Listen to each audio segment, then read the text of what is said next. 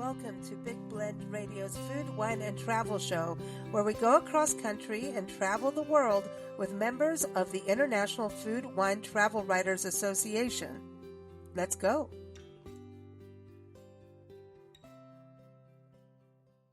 So welcome, everyone. You know we love our International Food, Wine, Travel Writers Association shows here on Big Blend Radio, and we call them IFWTWA. It's easier to say. That's a big name, but they are international, and today we get to go to Canada, and we're going to go to Louisiana. So this is super fun, and we have Merle joining us. Merle Rosenstein has been on our show before. She was on the Happy Hour podcast about a year ago, I think. And I'm so excited to have her on the show today to talk about her career as a travel writer, but also she knows so much about wine. She knows about food. She knows about spirits. And she's going to tell us a little bit about her recent experiences in Louisiana. As many of you know, IFWTWA, International Food, Wine, Travel Writers Association, had their conference in Lafayette this year in October. And she told me there's this, festival she's going to. Can we cover this? I'm like, yeah, it sounds like fun. She even got an article to us. And so that link is in the episode notes. So check that out. But it seems like she had fun because there was dress up. And I think Louisiana, the state itself, knows how to party, y'all. You do. But you can keep up with Merle too. Go to SuperBubbie.ca.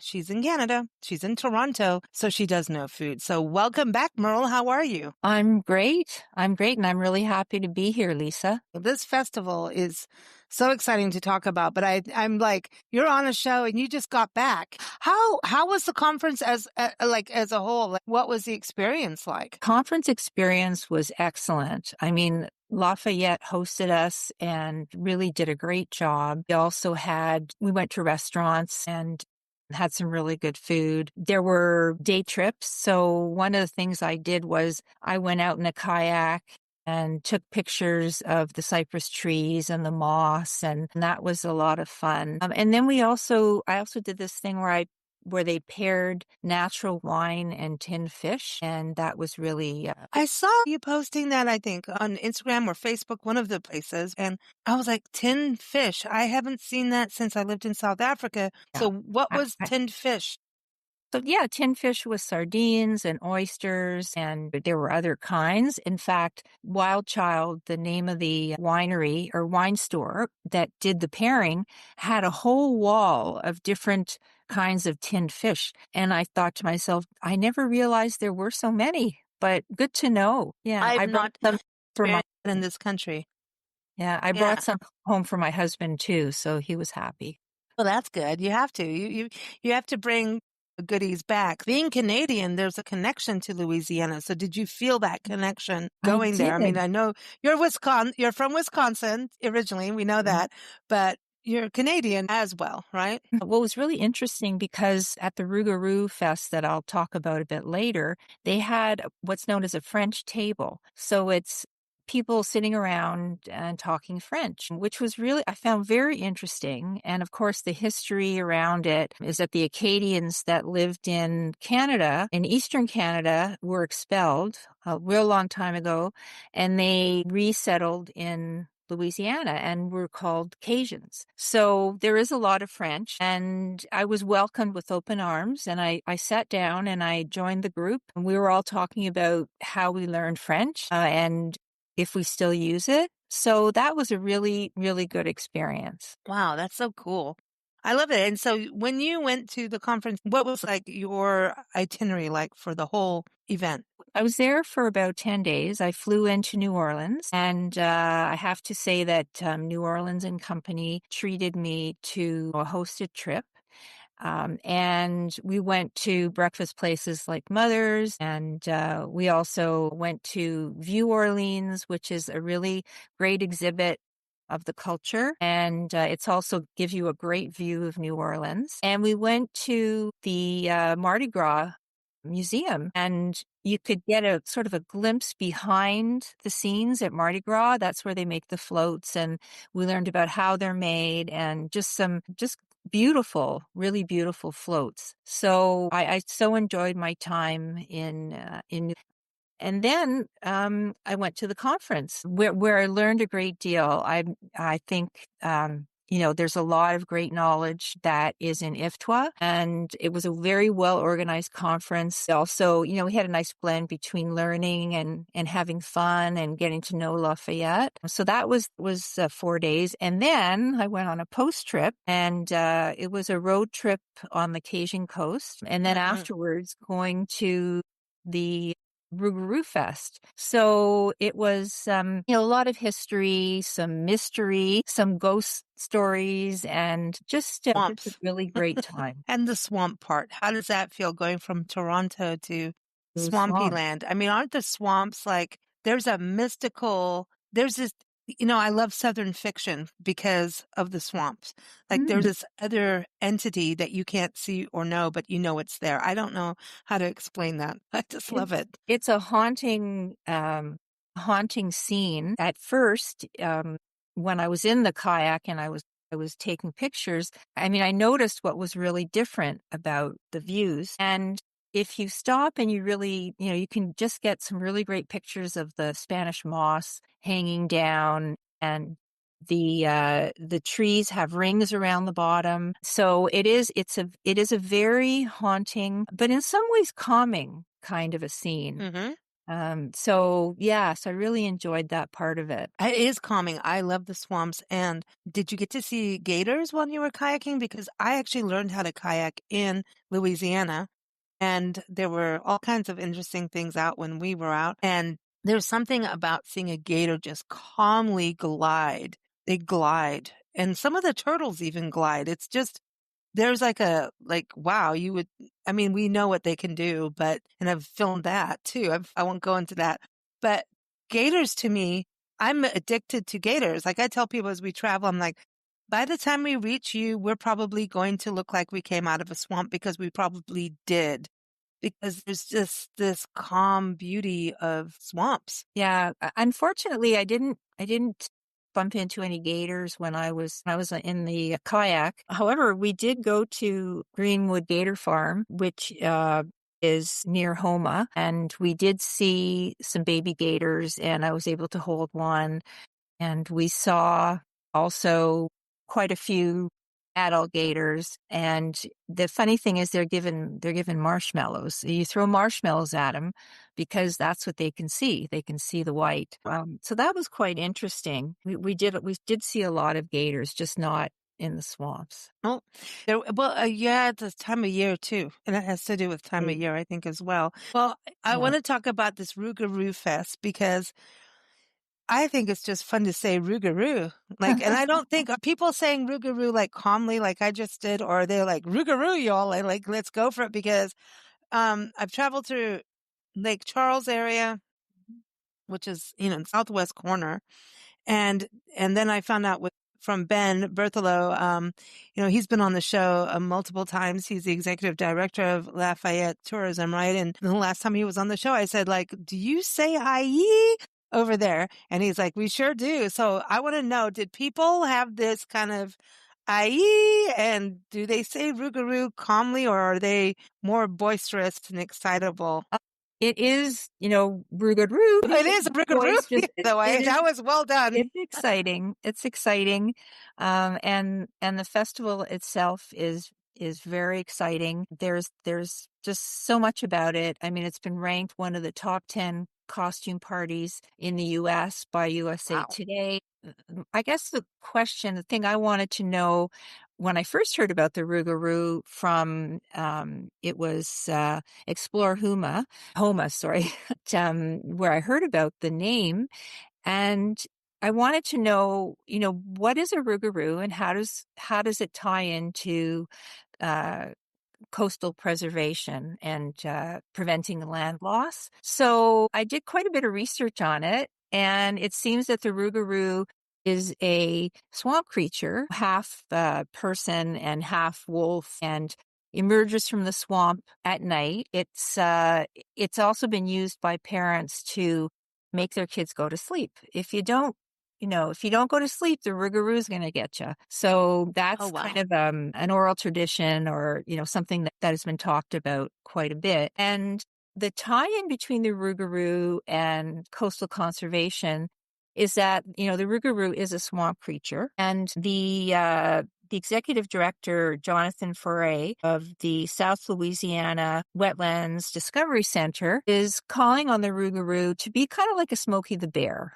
to kind of be a someone who's out to protect the environment and the swamps and the whole culture. So that's kind of what the Rougarou is and how the Rougarou ties in with the festival, which is really about, singing oral traditions and culture, but also trying to slow down the loss of land. That's awesome. And there's a huge movement that's been going on.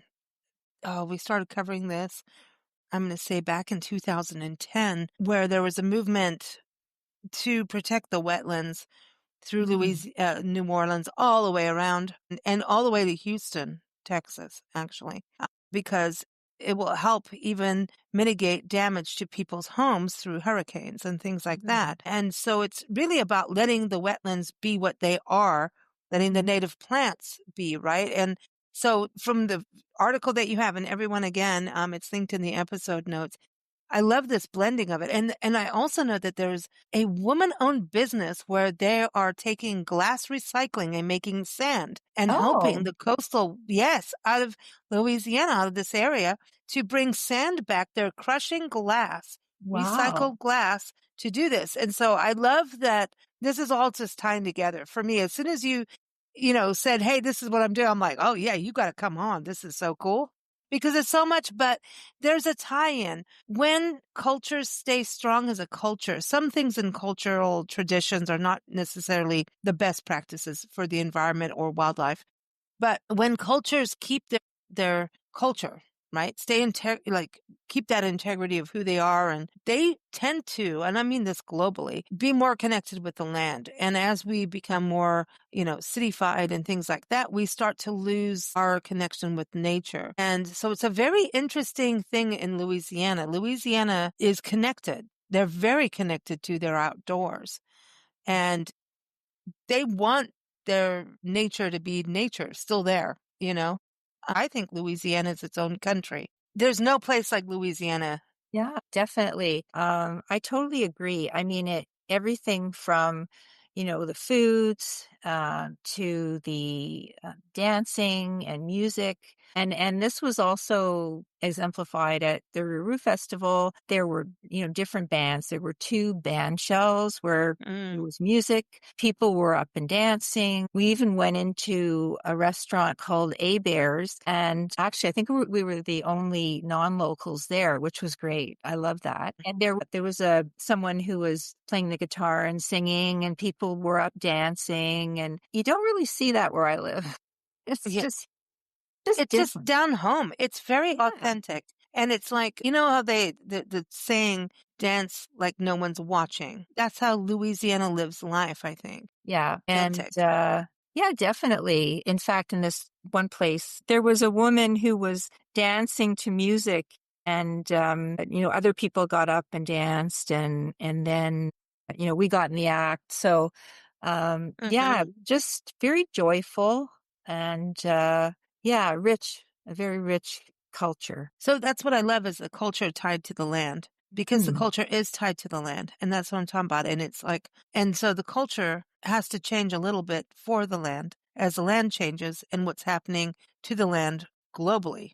Does that make sense? Yeah. Yeah. I mean, that's true. And I think that one of the challenges is, when you lose land, so you lose your graveyards, you lose where Oh, your churches are, good whatever point. origin. Really, you also lose the rules or strategies around hunting and fishing and all those things are threatened. One of the things that is done by the South Louisiana Wetlands Discovery Center is that there's an app where people can load these kinds of things so that they're not lost.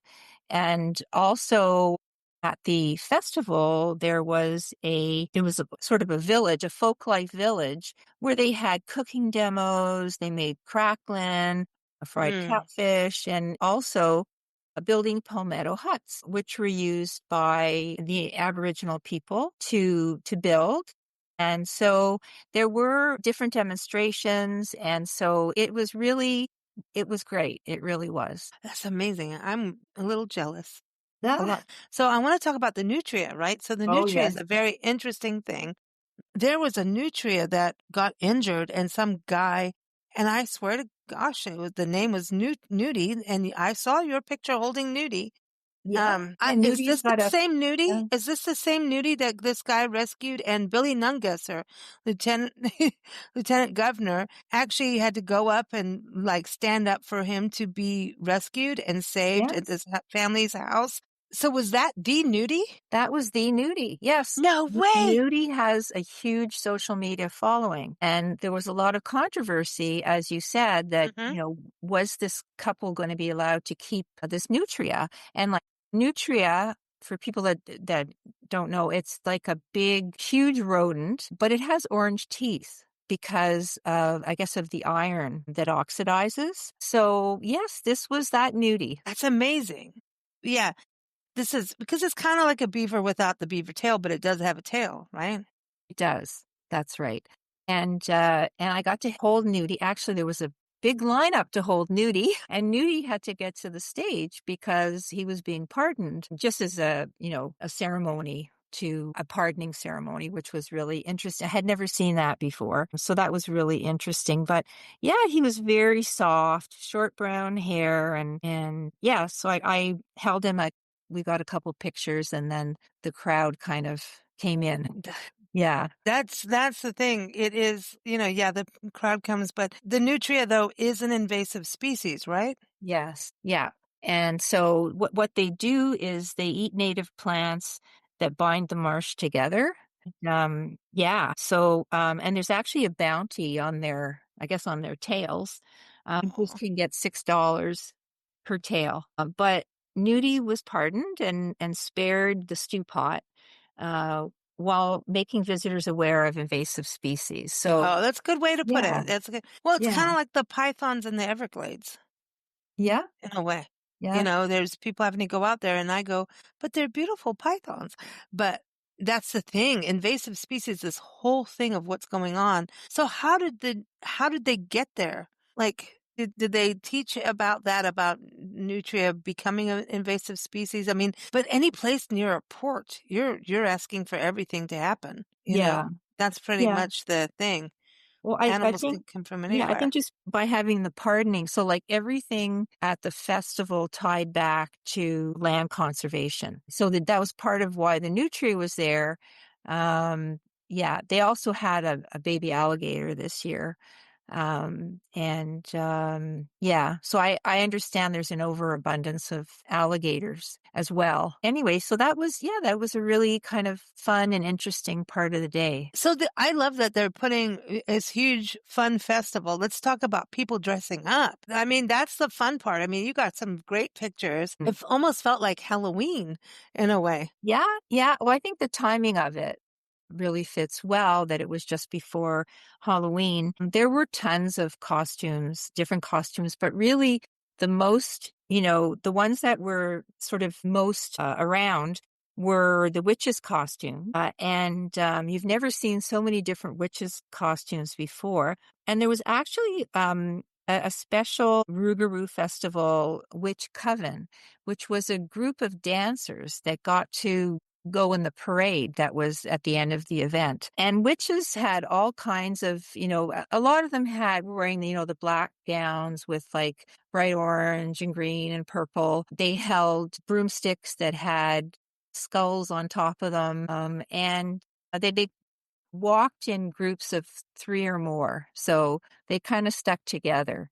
Mm. Yeah. And the A other coven. thing, the witches' covens, and there also were, I mean, the costume that I really enjoyed the most, there were 4 or 5 children and they were dressed just like Dave the Dead, with the white face paint Hmm.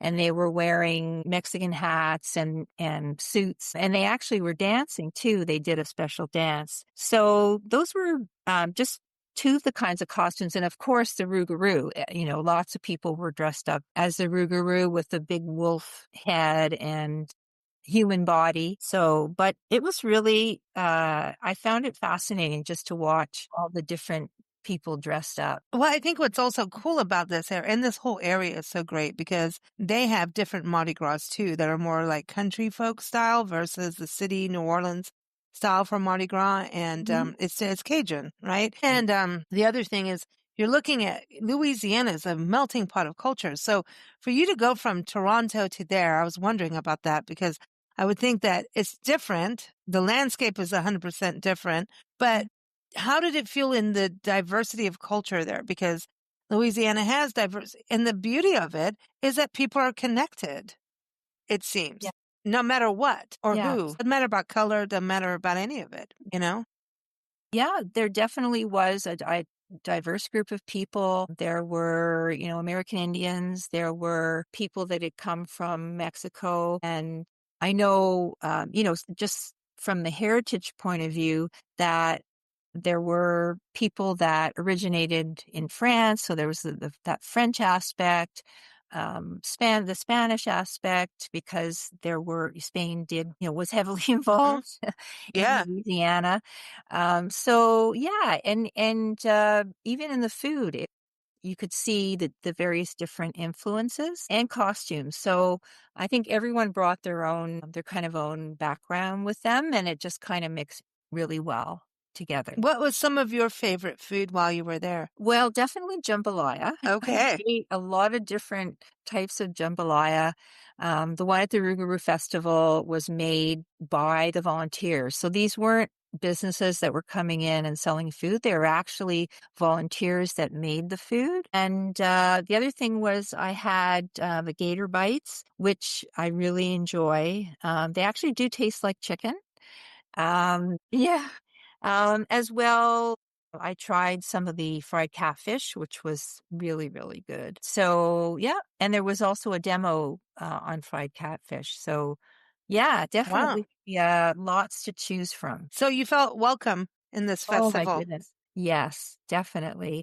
Mhm. And it was so great to speak with Jonathan Foray and just, I mentioned I went to sit at a French table and just was welcomed with open arms.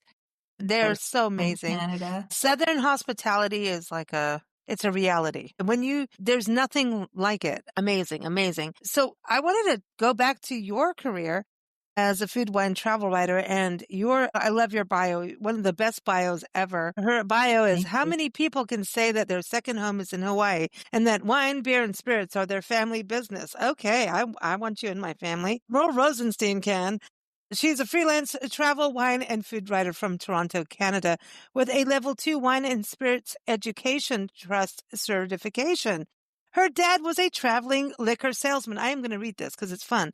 Her Yeah. partner worked for the Liquor Control Board of Ontario, and her daughter worked for a major beer company. She has toured wineries across Chile, sipped Rioja in Spain, and interviewed winemakers in Tuscany. You can catch up with Merle at SuperBubbie.ca. Like, come on now. That is the best bio I've ever seen for a travel writer or a food wine travel writer. There it's included. It's so fun. You have such a Thank fun you. background. I think we laughed about this on the happy hour show that you definitely, Yeah. but like honestly, doesn't taste transport you and travel transport you in taste? Is that, you know what I mean? Yeah, for sure, because you can be transported somewhere else in your own home, your own city or town, just by trying food from another culture. So, if you're actually fortunate to be able to travel, which I am now,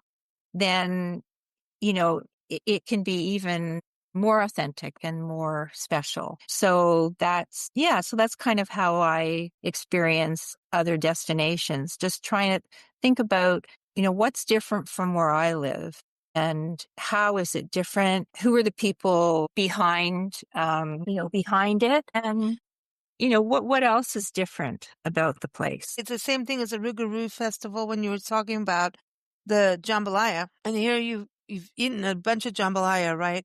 Mhm. toured all these places in Louisiana as part of the conference, but you bring up the volunteers. And my mind, as soon as you said that, I went, you know, those are people that are sitting and cooking it in their kitchens. They know their recipes from years. This is family stuff. This is hand down traditional recipes from their family.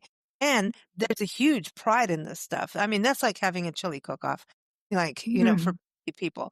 This is the same thing. Jambalaya, you know, there's a pride that goes into every stir of the pot. Yeah. And you could see that on their faces. They were just so proud. And, you know, they didn't have to sell it. It was definitely getting eaten. And, yeah, Wow. so that was really interesting and special. So also I wanted to go to you where okay, obviously you have family all involved in wine, spirits, beer, all of it. For Mhm. you, that's the other part because it isn't also going into the taste of the place. There's the food, but then the spirits are what makes people happy.